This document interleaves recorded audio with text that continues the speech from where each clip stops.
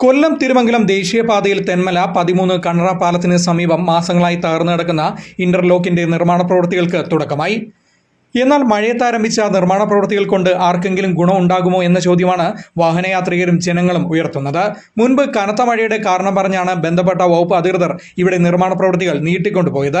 ഇതിനിടെ 2 ആഴ്ചയോളം കാലാവസ്ഥ അനുകൂലമായപ്പോൾ പണി പൂർത്തിയാക്കാൻ അധികൃതർ തയ്യാറായില്ല എന്നതും ജനങ്ങൾക്കിടയിൽ പ്രതിഷേധത്തിന് കാരണമായിട്ടുണ്ട്. കഴിഞ്ഞ ദിവസം മുതൽ മഴ വീണ്ടും ശക്തമായതോടെ ആരംഭിച്ച നിർമ്മാണ പ്രവൃത്തികൾ കൊണ്ട് ആർക്കും യാതൊരു പ്രയോജനവും ഉണ്ടാകില്ലെന്നാണ് ആക്ഷേപം ഉയർന്നിരിക്കുന്നത്.